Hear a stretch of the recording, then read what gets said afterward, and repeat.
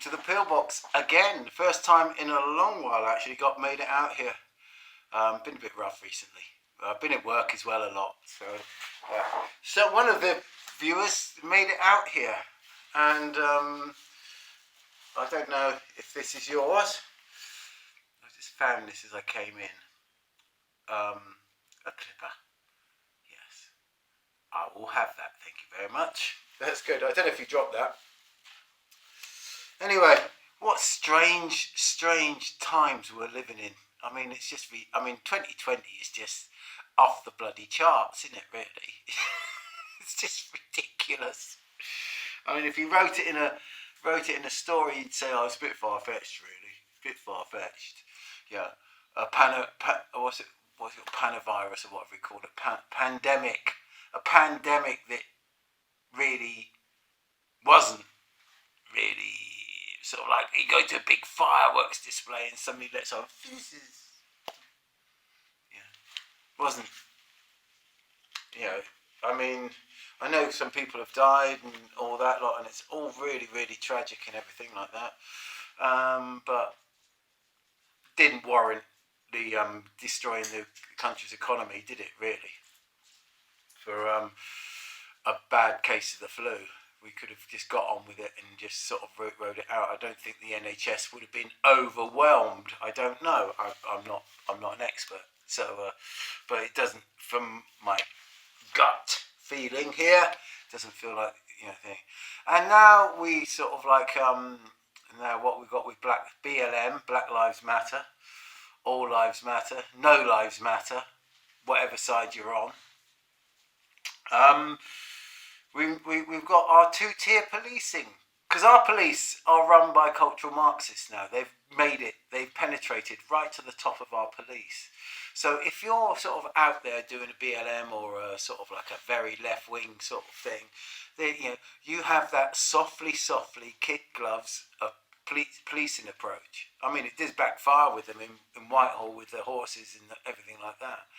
But they didn't go in. They weren't tooled up nowhere near as much as they were when Piers Corbyn went to Speaker's Corner and just said like he wanted the anti-lockdown. Right? If you looked at the way the police were actually what they were kitted up with for that, they were ready for all sorts of violence. You looked at the police on the BLM. They were just in normal, almost police civvies. Yeah, because cultural Marxism says there's two-tier policing. Yeah, we have the softly approach with the left, and anything that's centre right will go in with the full jackboot, the full force of the law. Yeah. So well, and the police have got to stop killing people. Really. One of the things, I mean, I don't know how relevant it is now, but when I was younger, because I did get in trouble with the police a few times, and everything like that, but we had this thing that somebody taught me, which was called presumed compliance. Presumed compliance, whereas basically it's, you don't talk to the police. You don't talk to the police. But when they tell you to do something, you comply. So they say, put your hand up, you put your hands up, like, bum, you do that, and you don't talk to them, you don't make silly comments, you don't make anything like that, you just do exactly what they say, and you smile. Okay, and you're like that. And basically, you disarm them. Especially if there's a situation where there's quite a, sort of like, say you're in a sort of a little bit of a riot situation or a protest situation and there's a lot of police coming in. Just presume compliance. Do not talk to the police. Never, ever talk to the police. Yeah. But presume compliance. And I can remember one particular situation, it was in the poll tax actually. It was kicking off a little bit where we were. It was only a small little thing. It wasn't a full-blown poll tax riot. It was a little one. And basically, they grabbed hold of me and everything. And I sort of like think, and they put me in the back of the van, and everybody was kicking off outside. So they left the van doors open, Yeah, they went running out, and they were having a real ruck with everybody. So I just got out of the van and walked up the road. Yeah, because you don't want to get arrested and you don't want to get charged. Yeah.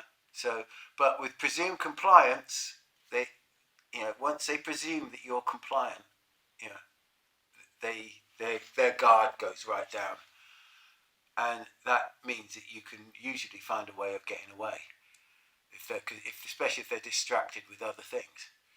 But anyway, it's only a short one this morning.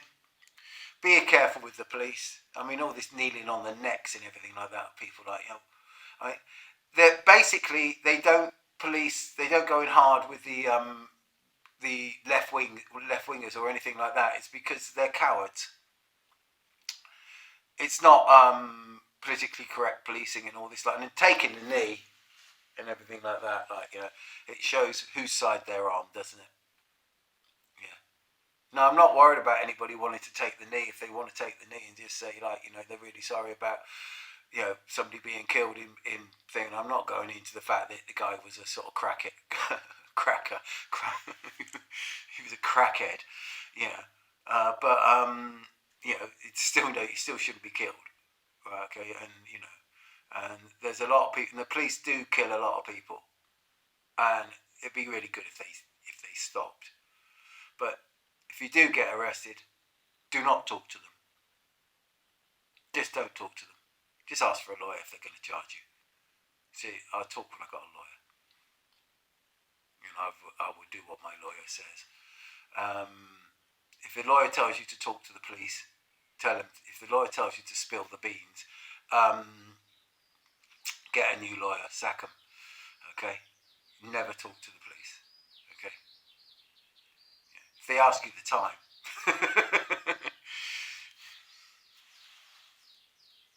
Take care.